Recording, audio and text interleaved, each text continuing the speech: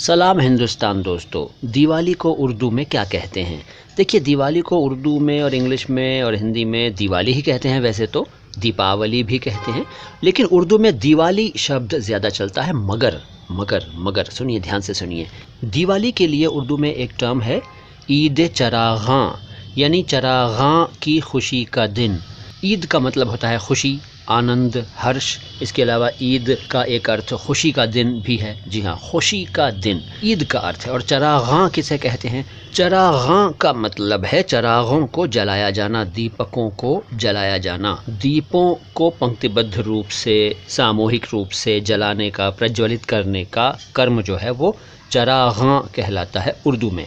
तो ईद चरागां का मतलब हुआ वो त्यौहार या त्यौहार का वो दिन जब बहुत सारे दीपकों को जलाया जाता है, ईद चरागां।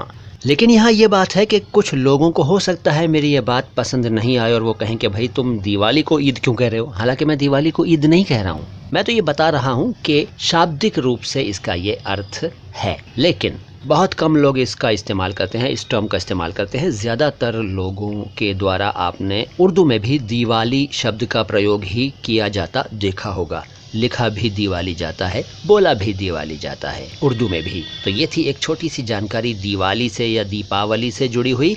आप सभी को मेरी तरफ से बहुत बहुत मुबारक हो दीपावली। हैप्पी दिवाली।